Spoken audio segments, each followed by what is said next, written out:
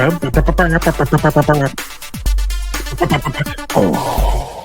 guess Zach's fired up for the show too.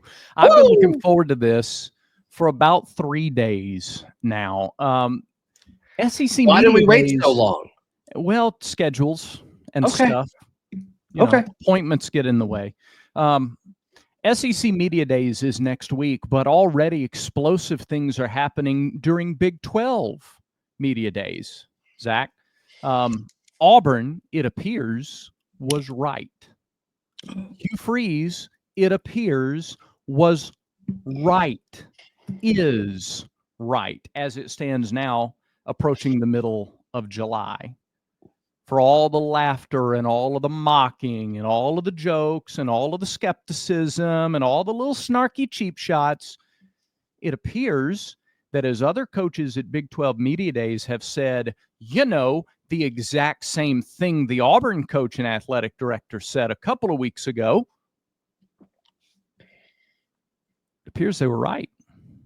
It at least appears they were truthful or consistent with the House settlement rulings.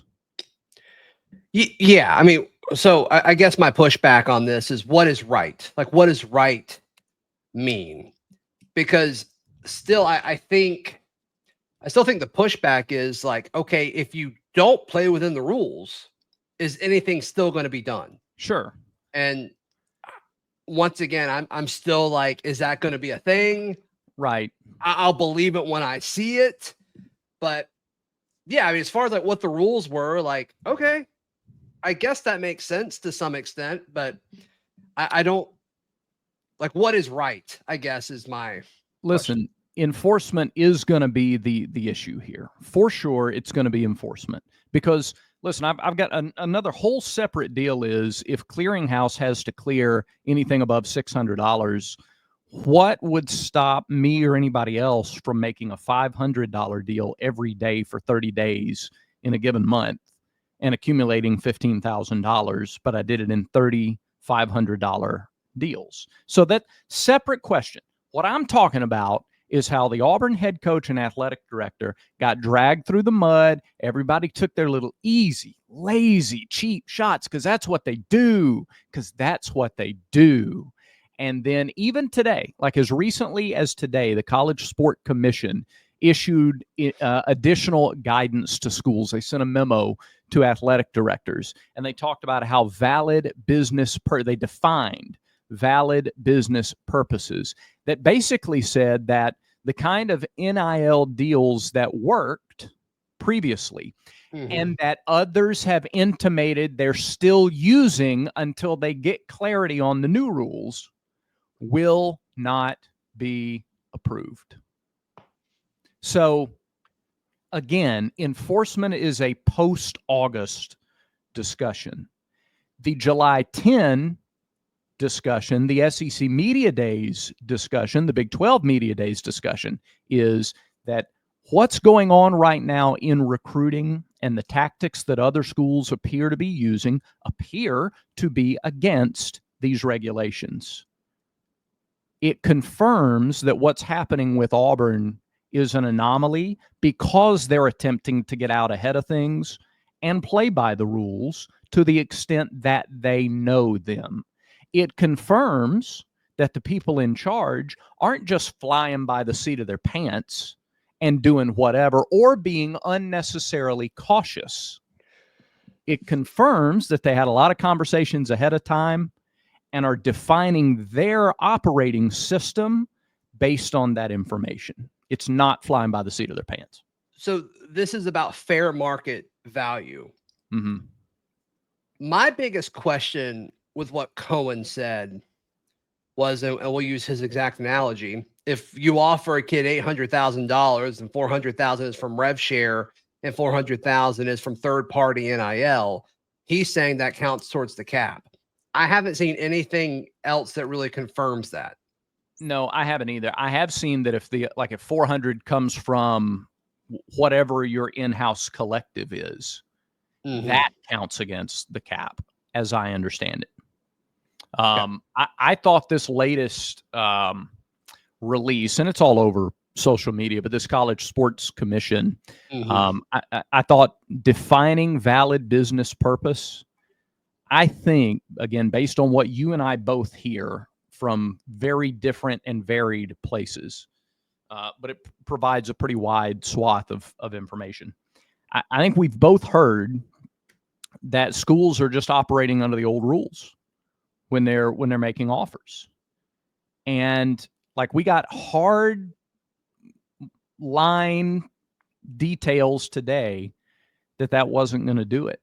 And so whatever Auburn is doing currently, they're kind of ahead of telling these kids, all right, that deal that we might have offered you this time last year just won't fly.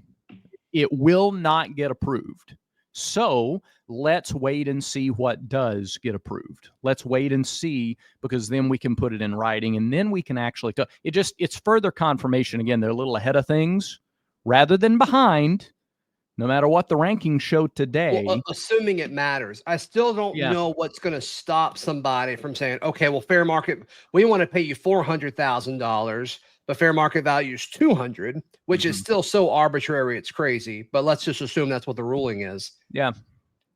What's going to happen then is they're just going to pay him 200,000 under the table. And well, like, how are you catching that? Yeah. Well, that goes, again, that's a separate table discussion. That is because this, like, I saw Mike Gundy. That's what Oklahoma they're State calling out. Yeah. That's what Freeze and Cohen were kind of taking digs at. I don't think it's everything. I don't think everybody thought everything was going to get approved. I don't think that was like an ongoing thing. I think some did. Yeah, maybe so. Yeah. Maybe so. I think some did. But now the under the table stuff, look, I saw Mike Gundy today talking about collective bargaining, and you've heard other coaches talk about collective bargaining. Big 12 was just the first conference to do media days, so it's the first time you hear this kind of coverage. Yeah. You get immersed in it throughout the day. But here's what happens with collective bargaining. It makes it easier for players and for, agents and for coaches and GMs, and that's great. It doesn't take away the people that want to just be underhanded. It doesn't take away the people who derive power and influence from sliding a little cash under the table, from putting some money in a bag and dropping it somewhere. You're not going to get rid of the dirty players. At what point does it become a professional league? Like, that doesn't happen in the NFL. Like, there's never any sort of, two programs, two franchises offer him the same amount of money, $2 million a year or whatever.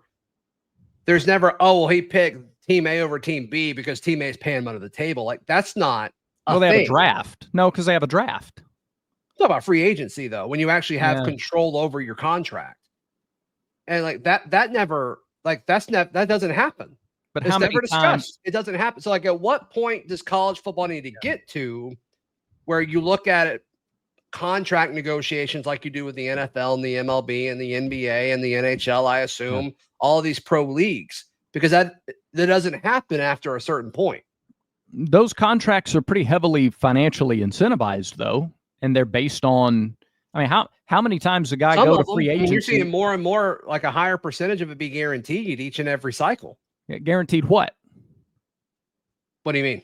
What's money? Guaranteed? Yeah, money. So it's still coming down to that. That's my point, is that even with contracts, it's still about the money. But you said there's still going to always be people that are underhanded. Yeah. But clearly there are systems that exist where if you want to be underhanded or not, it's still all audited. Yeah, there's a different power, though. There's a different power structure and perceived power structure in college athletics than in professional sports. No question. But at what point does the power structure go away and it's all like just an exchange of goods and services? It's a great, wonderful question. I don't know. Because it does feel different. Like, even if you treat it like, okay, we're going to roll out contracts, they can be performance based. Yeah. And there's a true salary cap. Like, okay, cool. There would still be talk at the college level that some schools are going to pay under the table. And it's just like, you don't see that in professional leagues, and it's super interesting to me.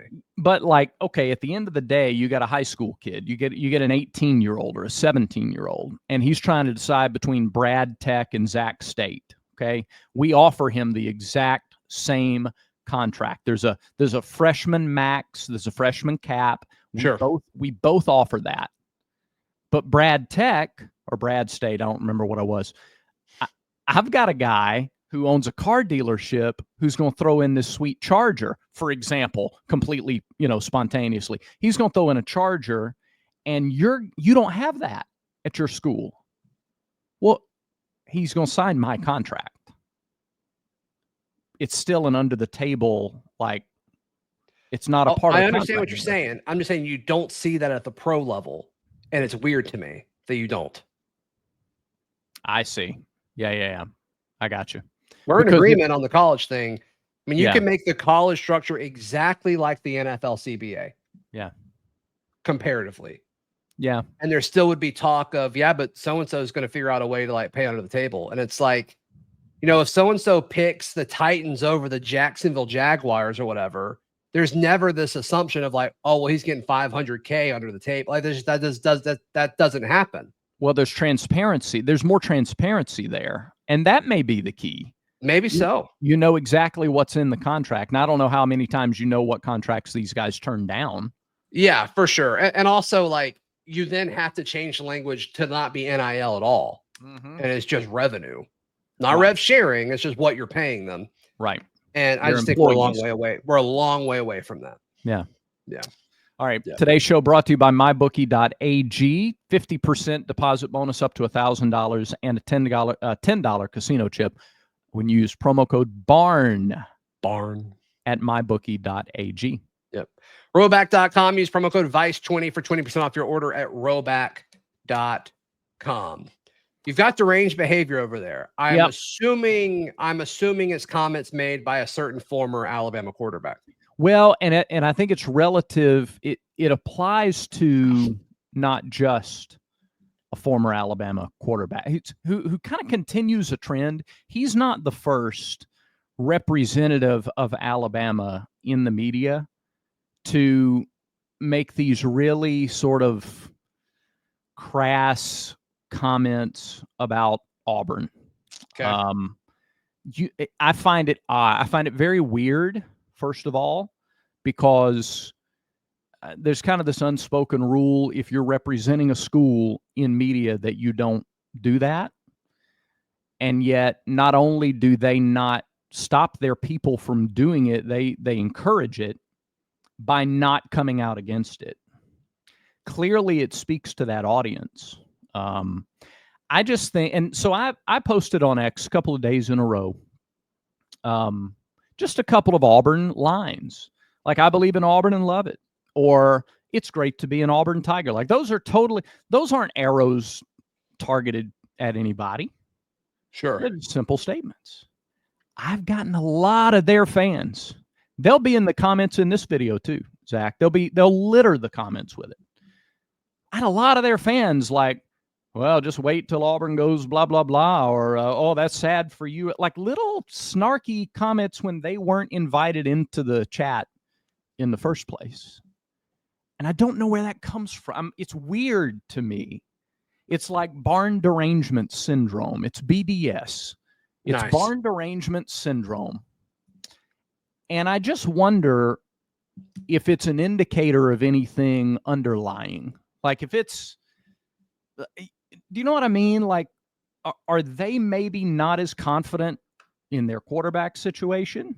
Are they a little worried that perhaps year 3, the product on the field for Auburn might actually be one that helps the program turn the corner, get out of what it's been the last few years? What would be the possible reasoning that they would feel this need to interject in either, in his case, such a crass way, Bama class, baby, or in these fans, a matter where they didn't have anything to do with them? I mean, do you think this is like specific to this offseason? I mean, I'm seeing a lot more. I seem to see a lot more of it this offseason than last.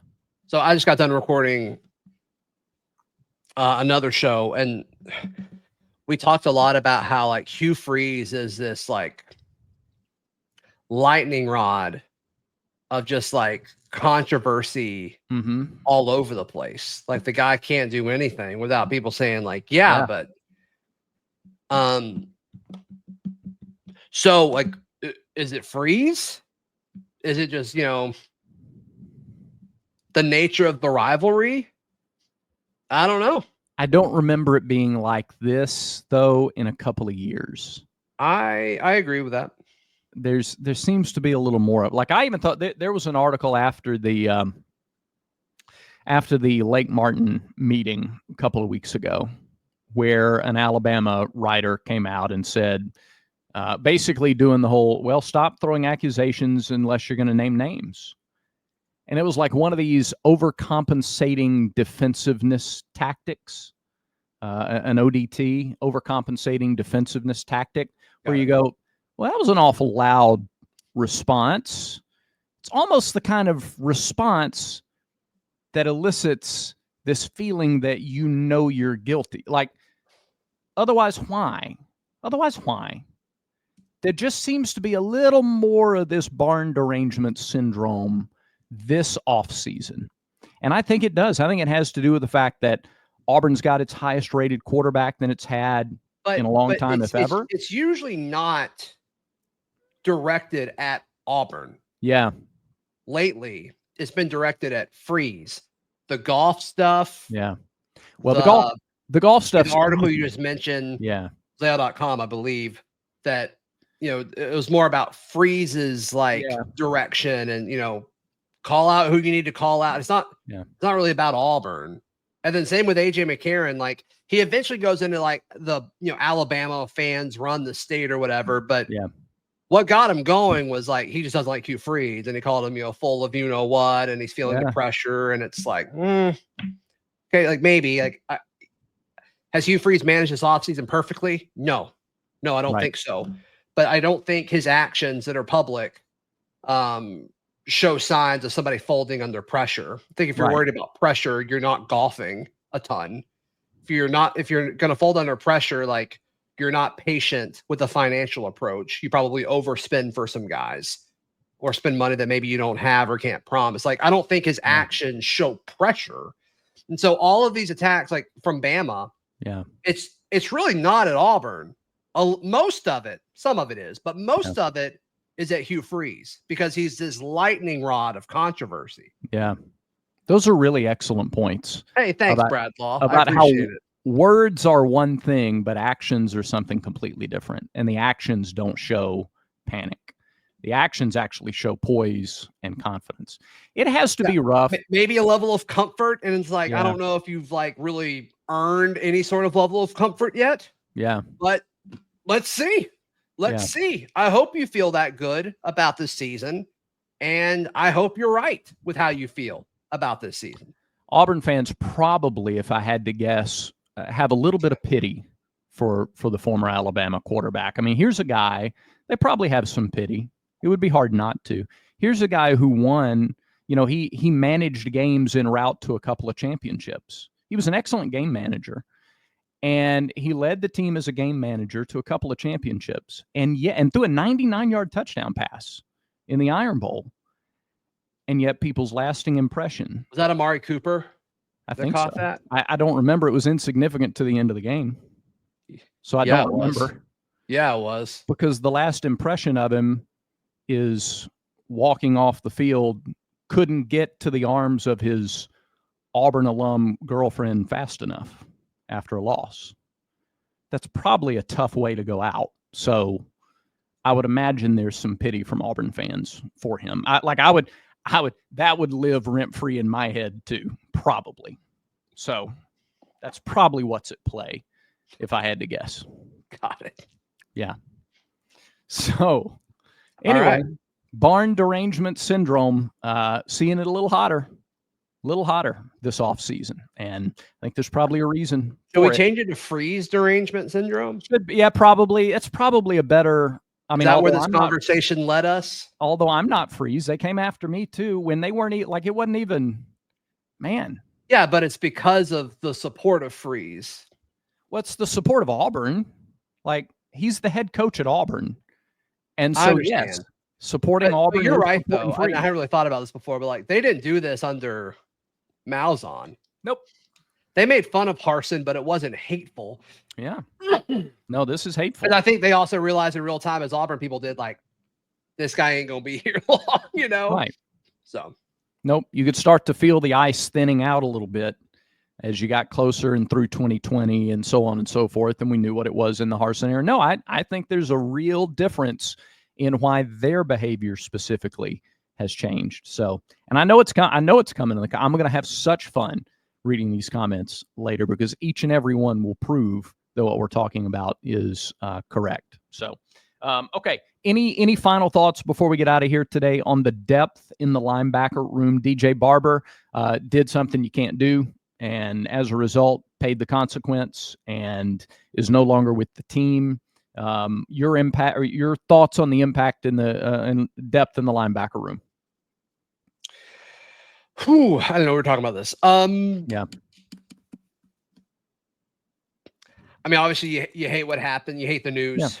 Yeah. No, to me, it's cut and dry. Like, you can't do what he did, and you can't, like, that's that. So what does it do to the depth in the room? I think he would have played this year. So if you take him out, it probably makes Elijah Melendez more important. Yeah. I would agree. Probably it.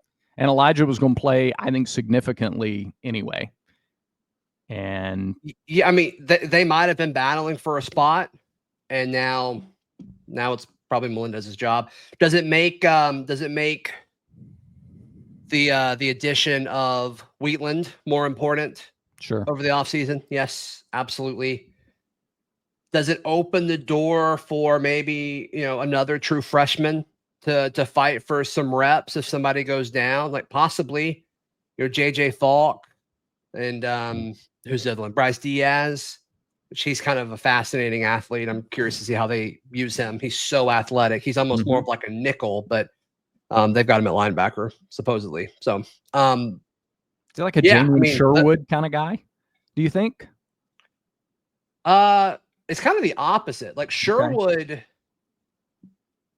was a big safety that moved to linebacker, right? And this guy's more of a super athletic linebacker that I think could scoot back. So I mean, it's kind of like the opposite. But they're both tweeners in different ways for sure. Yeah.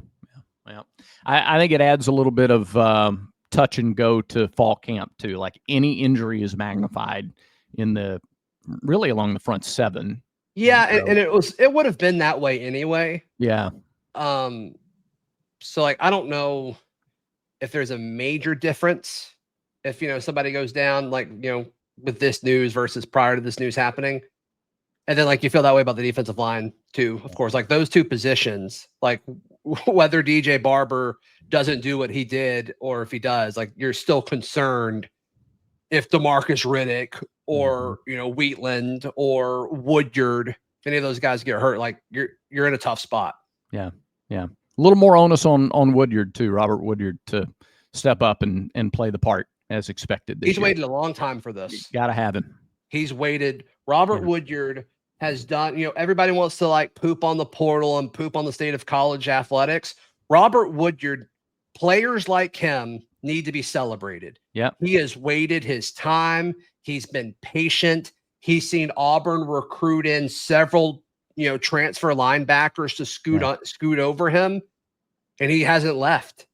He stayed true to like what normal development would be. Yeah. And now in his junior year, I think he's a junior, it's his turn. Yeah. It's his turn. Guys like Robert Woodyard should be celebrated in today's college football. Yep. Completely agree. Doing it right. Doing it the right way, hanging tough, staying faithful, and getting their shot. So much the way Auburn's going to try to do with this high school recruiting class. Stay the course, do it the right way, and that's how we tie a bow around this episode of Village Vice. Oh, is that it? That's it. That's all I got. You have anything else? All right.